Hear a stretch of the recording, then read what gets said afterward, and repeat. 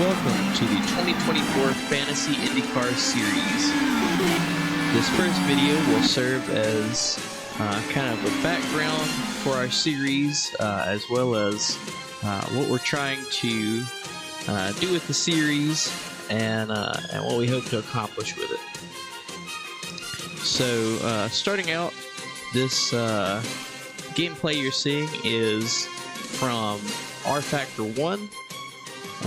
Beautiful mod, originally created for the 2020 IndyCar season by Vitor Souza Motorsports, or VSM. And my goal for this IndyCar series is to kind of put the 2024 schedule and the 2024 season in a new light. This is kind of my what-if series, just based on things that I would like to see and things that I feel that IndyCar could have done or could do for the future to kind of bring the sport back to the forefront of auto racing. As you'll see with the beginning of the schedule here, it looks quite different to the actual 2024 season. So, starting out March 3rd, I live streamed on Twitch, and the official race broadcast will be coming out later tonight. But our first race was at Homestead Miami Speedway. IndyCar hasn't been there since the early 2010s, so we'll be looking forward to that. And you'll see some familiar names here in these fantasy races. See the Homestead Miami Indy 300 presented by Ford. We'll cover that later. As I said, this being a fantasy series, this is what I think IndyCar should look like, or how we should move forward. So this fantasy 2024 series is going to try to cover that throughout this season. To show what I think IndyCar could do to really pull their product together and really put together a great formula for the series that we all love. And there's some historical significance with that first race at Homestead Miami. That was the traditional first race, back in the early 2000s, and I felt like to get the season started, get some interest going and all, that we would start on an oval. So that was the reason for that placement, as well as the historical significance. And then race 2, the Samsung Indy GP of St. Petersburg. St. Pete has been kind of the new tradition of a first race, so we wanted to touch on that and really expand what we could do there, including that we're gonna have a stretch, if you will, into in the early March. This little stretch here, we're calling this the Florida Swing. So these two first races back to back, teams can send parts down, enough for both races instead of having to go back and forth to Indy. And plus, it being early March, with colder weather coming and going, we felt that starting in Florida with two races, that would really set us off on a good path there. From there, we'll go to a 300 miler at Kentucky with the Chevrolet Indy Kentucky 300. And then from there, we're going to go to Birmingham, Alabama for the Airbus Indy GP of Alabama. Our fifth race of the year, we're back at an oval. IndyCar will be returning to Las Vegas Motor Speedway with the Coke Zero Indy 400. From there, another race that IndyCar has ran in the past and put on a really good show and then never went back was Watkins Glen. So our sixth race on April 7th will be the Pennzoil Indy GP at the Glen. From here, we're going to enter a short stint of what we're calling our Japan Swing. So starting out, we'll have the Casio Indy Japan 300, and that will be at Twin Ring Motegi.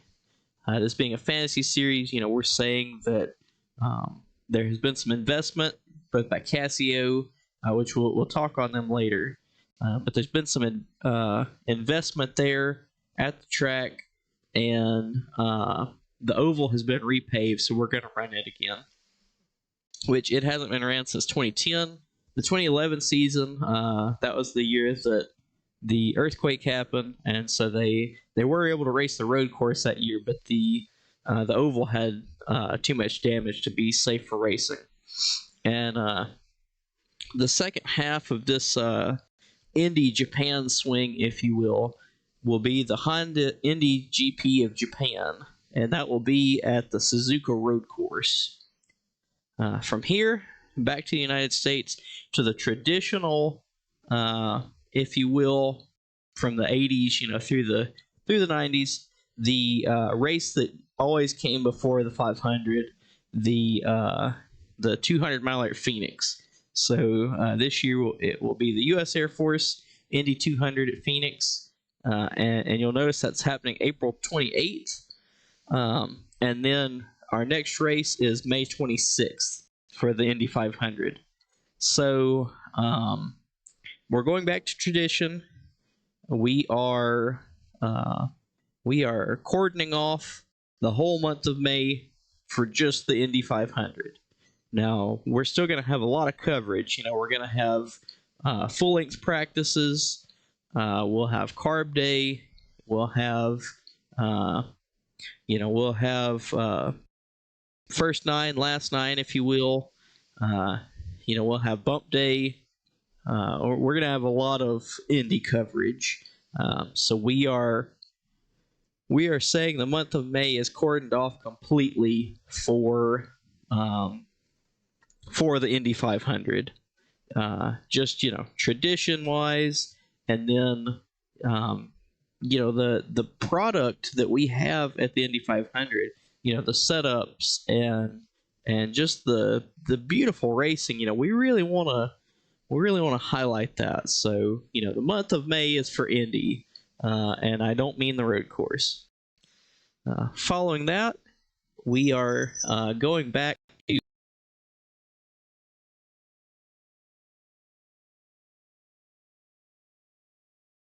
this weekend. So the Diet Pepsi Wisconsin 250, and then followed by the Indy GP of Cleveland, presented by Northrop Grumman. And as an aerospace engineer, I'm really looking forward to this one.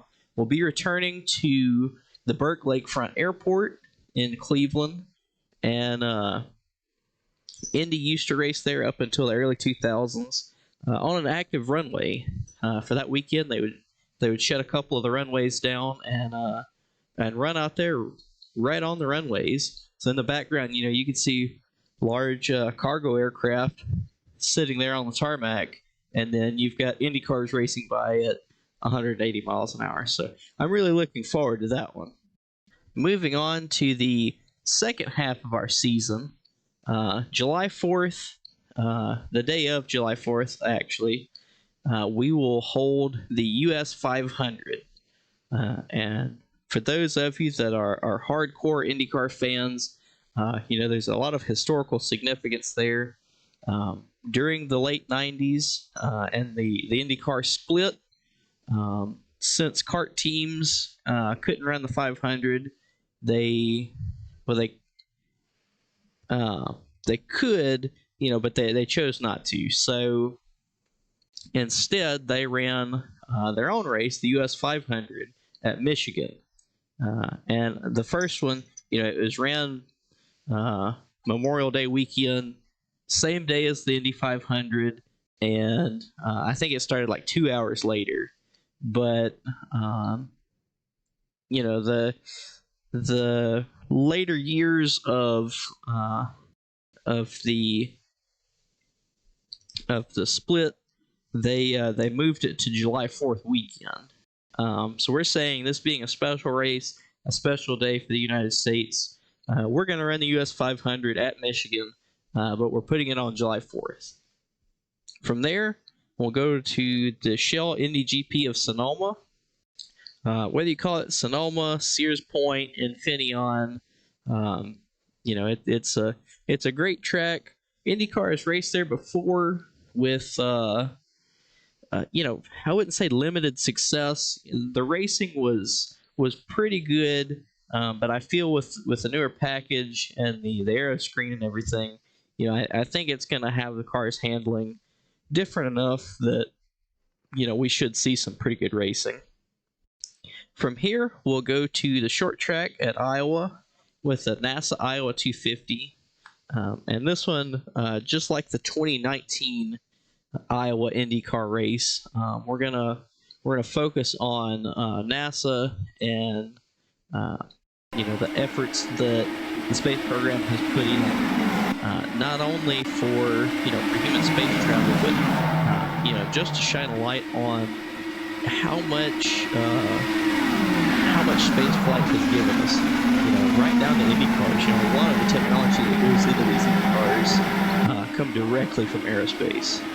So we want to shine a light on that, and we will do that weekend. From there, going back to a classic naming scheme here, the Toyota Grand Prix of Long Beach.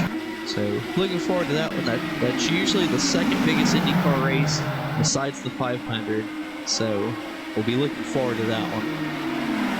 From there, we move on to the Goodyear Indy 400 in Texas. Looking forward to that one. And we'll touch on some naming there in particular in just a moment. From there, we'll go to Mid-Ohio for a 200-mile race. These cars just race so beautifully at Mid-Ohio, so that's going to be a good one. From there, back to the Portland GP. IndyCar, they'll go to Portland for a year or two and then skip for a year or two. But it's always good racing, so we wanted to make sure to have that on the schedule. And from there, IndyCar, we have decided that the aero screen and safety updates to these cars, that Pocono is back on the menu, if you will. So we look forward to that race, and that will round out the Triple Crown. The Triple Crown is back.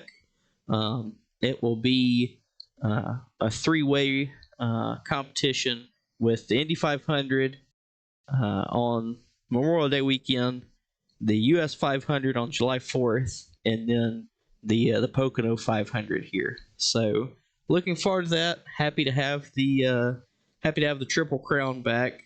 So we will see if anybody can win it this year, and I know it will definitely put on some good racing and some good action. From there, we go to the Lockheed Martin Grand Prix of Monterey. So, what a beautiful course. You've got, Alex Zanardi's Pass. You've had so many good races through the years that, how could you take Laguna Seca off the schedule? We couldn't. We wouldn't expect that you would either. So glad to see that one in the rotation. From there, we had the Gateway for a 250-miler presented by 7-Eleven. And then the 23rd race, we've got something really special planned for that one. And I had decided this before IndyCar came out with their information that the last race of the year for the actual 2024 season was being moved from a road course to the Nashville Superspeedway. So it just happened to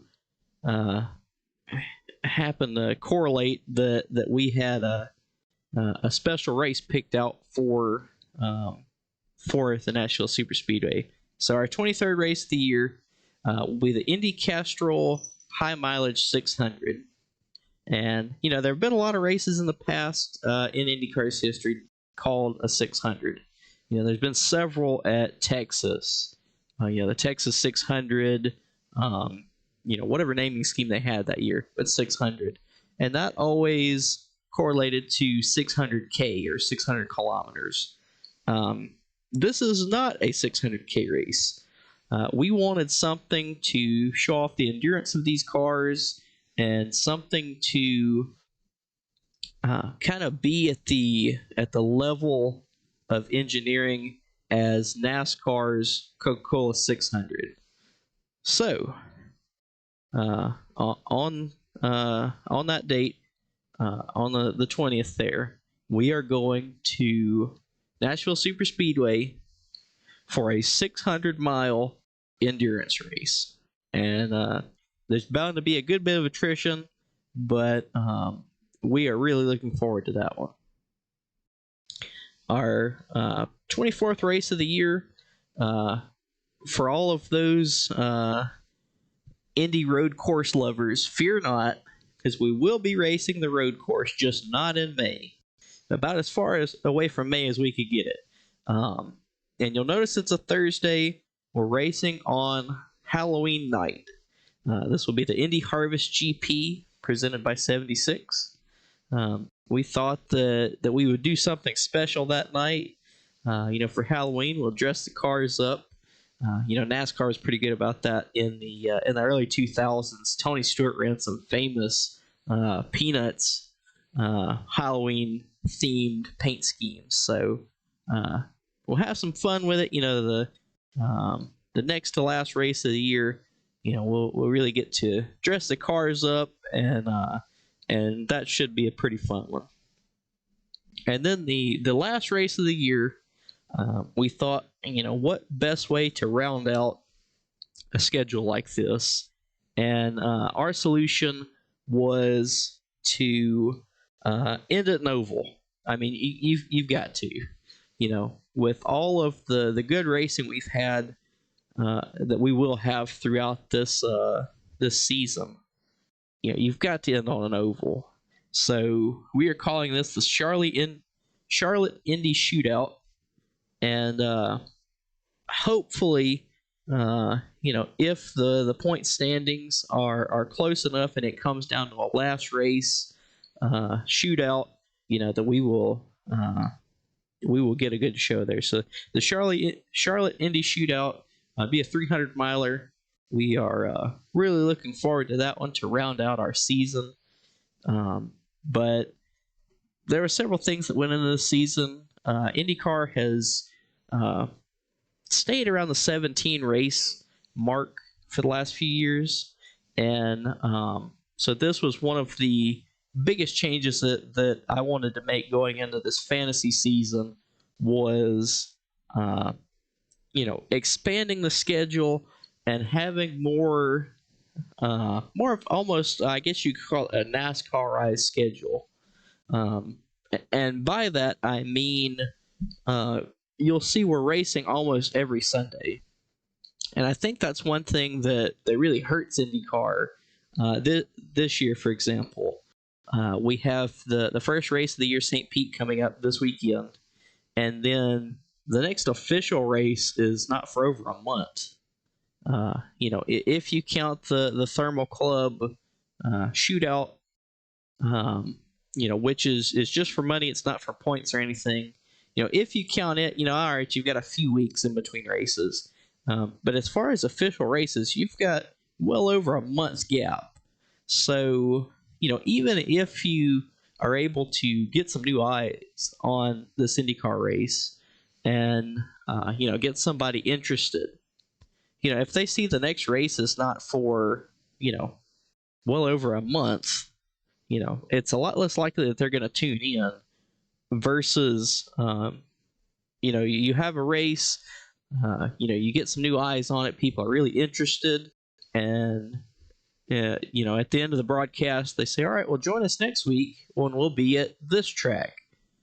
Then, that kind of short-term memory, if you will, for new prospective fans, getting a product that's out there reliably, I felt that was definitely something that was needed. Now we will get into kind of into more of the analytics, if you will, of this season. And you'll see we're going to outline the changes being made to the series for this video. And like I said, this being a fantasy series, we can really, we can do whatever we want to with it. But this is, plausibly realistic scenarios. Now, obviously not for 2024, but at the least, this could happen, a few years down the road. Will it happen? Very likely not. But I still want to put this out here, to get conversations going and to get people thinking, what IndyCar could be, what it could look like. So we'll run down the list here of drivers, and I know this will change, throughout the actual season, as drivers come and go. But we'll take a look here and we'll begin to see where these changes are coming in. So the number 2 car, Joseph Newgarden at Penske. We're not going to actually move drivers around. Now, if a driver's not in IndyCar anymore, will we maybe put them in a one-off ride for the 500? Maybe. We can play around with some stuff like that. But we haven't actually moved people from team to team. So it's staying, just like it is in real life. Joseph Newgarden's going to be driving for Penske. Graham Rahal will be at RLL. We're not changing what teams they're at. Just changing aspects of the car. So you'll see Joseph Newgarden and Scott McLaughlin there, both Penske drivers. You'll see that at the moment, Penske uses uses Chevrolet power instead of Honda. Those are the two current real life options. And we're going to say for this fantasy series that Penske is sticking with the Chevrolet power plants. But you'll see now that we have 2 tire types. We're bringing back the tire wars. So we're going to say, and a lot of these decisions are based on historical, kind of what teams ran, what they had, good luck with, and some of those previous company relationships, if you will. So Penske, when they had the choice, he ran Goodyears for a long time. So we're saying that Roger Penske moves his team over to the new Goodyear tires. Number 4, Kiffin Simpson. He's a rookie for Chip Ganassi this year. Just based on historical precedents, we're saying that Chip Ganassi is sticking with Honda and he's sticking with Firestones. In the 90s, he had a lot of championships and things of that nature with Honda and with Firestone. So we're saying that relationship holds strong. The 5, 6, and 7 cars, all of Aaron McLaren, they are in real life. They use Chevy power plants. We're saying that 2 new engine manufacturers are coming in, Ford and Toyota. Ford to be a direct competitor with Chevrolet, and Toyota to be a direct competitor with Honda. But obviously all 4 are competing. But kind of that, Ford versus Chevy, Honda versus Toyota, the classic car battles, if you will. So we're saying that Ford is leveraging off of their 3-liter EcoBoost engines that they've been running in everything from pickup trucks to SUVs for the last 15 years or so. We're saying that they're going to leverage off the research and development they've done with that to put together a 2.2-liter engine program and come back to Indy. So Aaron McLaren, there's a lot of history with McLaren and Ford, all the way back to Bruce McLaren, being associated with the Ford Motor Company. So we're saying that Aaron McLaren is changing to Ford. with a side note, which we will touch on later once we get to the Indy only drivers. So Aaron McLaren's swapping to Ford power plants, and they're going to be running Goodyear Eagles as well as Penske. The next four cars, the Chip Ganassi. As I said, Chip has decided to keep the Honda power plants and the Firestones.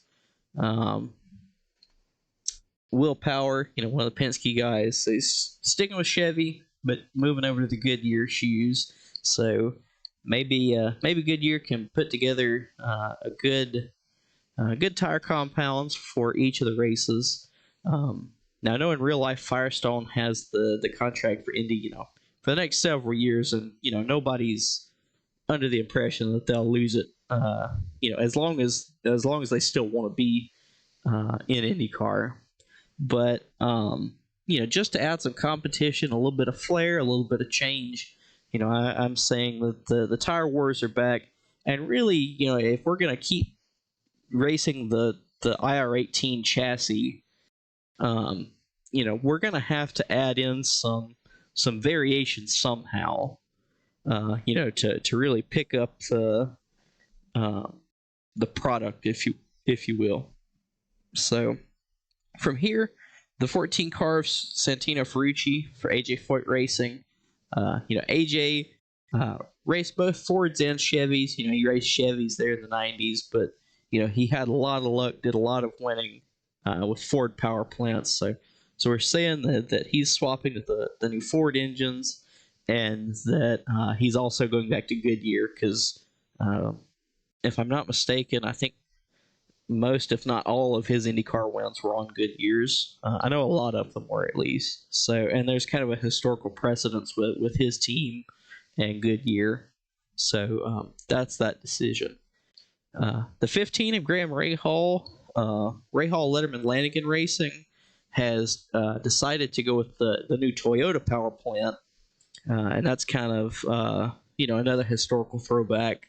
RLL was really close knit with the Toyota program, when they were last in IndyCar. So that's why we're seeing them make that switch. But they'll still be running Firestones. The two Ed Carpenter racing cars, they're going to stick with Chevrolet, but they are wanting to try out the new Goodyear tires. So we'll see them with that setup.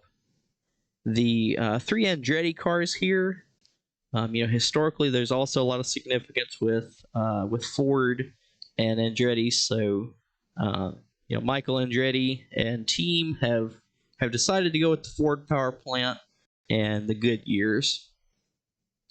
As we spoke about, RLL is going Toyota.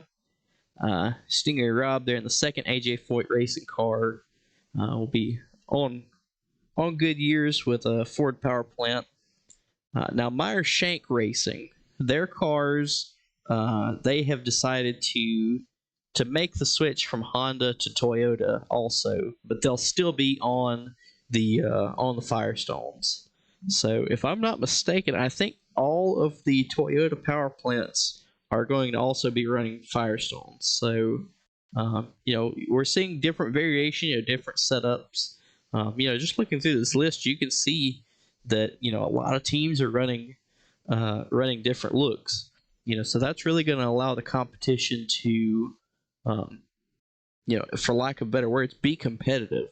This is a bit of variation, that the teams can run and tune different things and try to really make a difference and try to make the racing product better through that. So we'll round off with the Juncos Hollinger cars. We're saying them being, still a relatively young team, still a small team with just two cars. We're saying that they're going to continue running the Chevrolet and Firestone setup. And we're saying that's because there's not a lot of historical significance, if you will, for Hugo Hollinger. A lot of these teams like Penske and AJ Foyt, we can look back, all the way to the '60s and kind of look at the trends historically of what they've ran, what they've had success with. But Hugo Hollinger being a younger team, we're going to say that because of that, the most cost-effective thing for them would be to stick with the Chevy power plants and then the Firestone, because you've got to think with these new engine programs and new tire programs coming in, that's going to be more expensive than the status quo, if you will. So that's the reason they made that decision. So as far as full season drivers, we'll see 8 Fords, 7 Chevrolets, 5 Hondas, and 5 Toyotas. And additionally, we'll see 12 teams running Firestones and then 13 on the new Goodyears. For our Indy 500 only crowd, this is where we have to get into putting some asterisks by these teams and what they're running. And what I mean by that will be more clear once I explain it. So we'll see in the 06 car, Helio Castroneves, Meyer Shank, they're making the move over to Toyota, but still running the Firestones. So he's sticking with what the rest of the team's going with there, and no surprise. Here's where the first asterisk is placed with the 17 car of Kyle Larson. So he is doing the double duty this year. So he's going to race the Indy 500 and then the Coke 600 that night. And you'll see he's teamed up with McLaren, but this entry is being named under McLaren Hendrick, because Hendrick is his NASCAR team, and Rick Hendrick is co-sponsoring this effort. So this is where the silly season stuff, if you will, comes in, because you'll see an F there, because the rest of the McLaren cars are going to be running Fords. They've made that switch. But being as Kyle Larson has brand loyalty, if you will, or he's got sponsorship requirements that he has to meet with Chevrolet. So this will be a McLaren fielded car, but instead of running the Ford power plant, he'll be on the old Chevy power plant. So that team, they'll be preparing 3 cars with a Ford engine, and then the fourth one-off car will be a Chevy. So that's something we're going to have to keep an eye on. And historically that has happened in the past. You've seen different teams run different engines. Not a whole lot. But when it comes to the 500, all bets are off. There have been guys, back in the 80s and 90s, bump day, go out, with an engine set up, was too slow, couldn't make it into the race, and another team has given them their backup engine for a totally different team. Maybe from a Ford to a Chevy, or a Chevy to a Ford, whatever it might have been.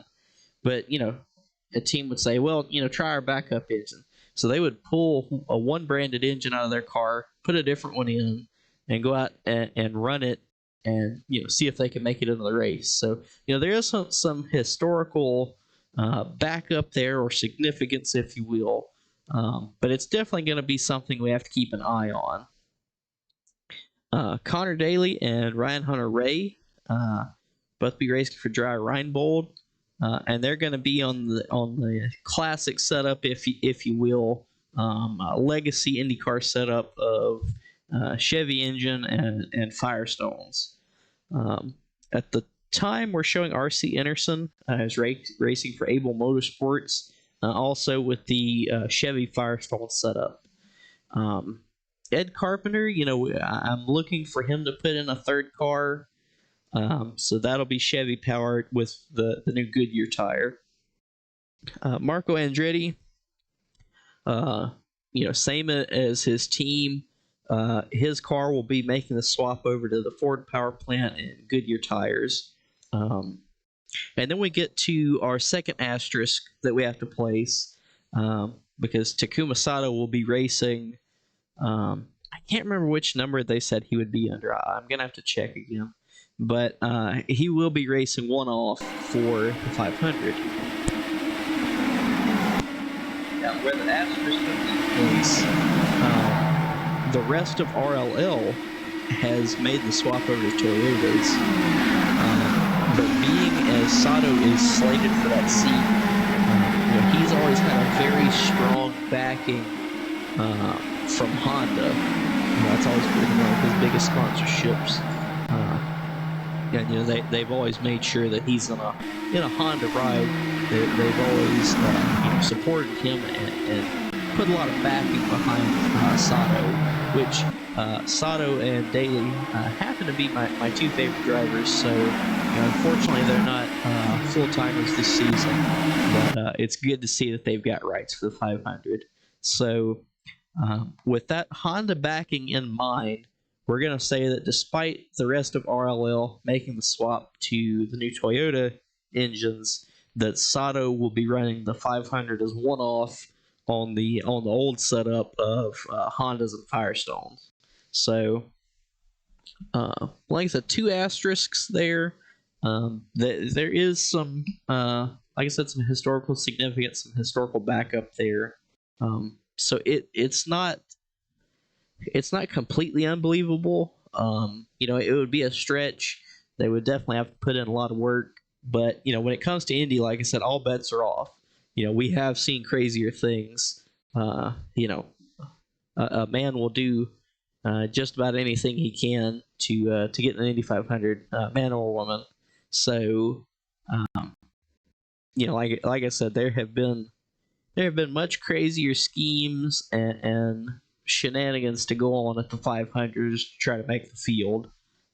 So as far as our one-off drivers at the moment, which this will be a changing and evolving list as we go throughout the season. But right now, as far as the confirmed Indy-only drivers, we're showing one Ford, 5 Chevrolets, which kind of makes sense, that a lot of teams would stick with these established engine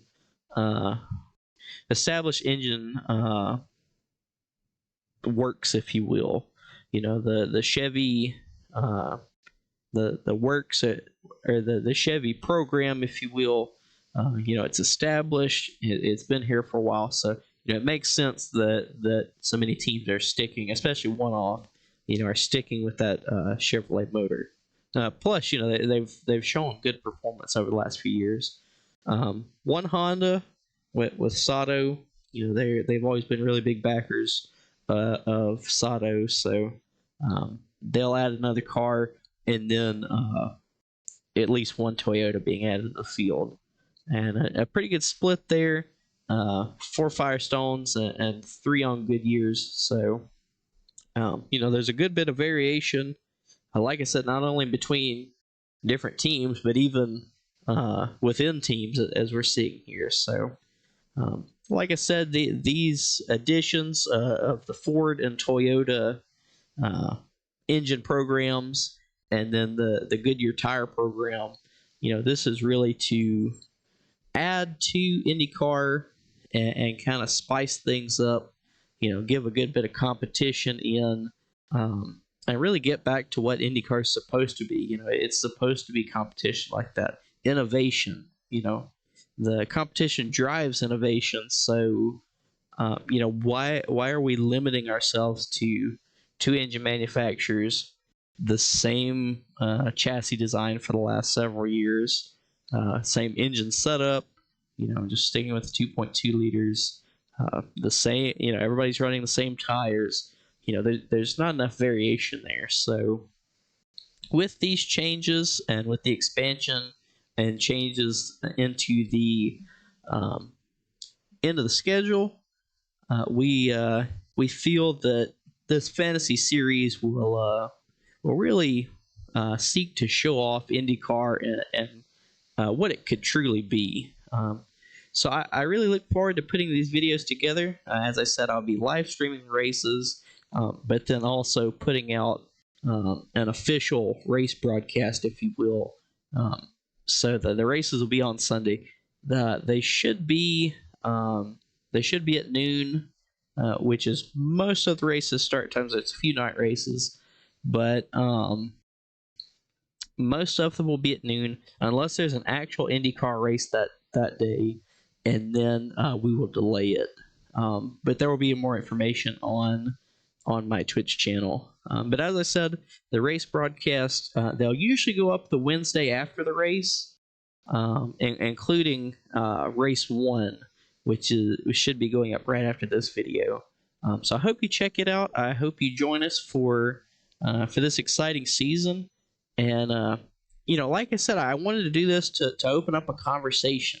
If you're an IndyCar fan, or even if you want to learn more about IndyCar, if you're a prospective fan, just jump in the chat and ask questions, or let me know your opinion. What do you think IndyCar should look like?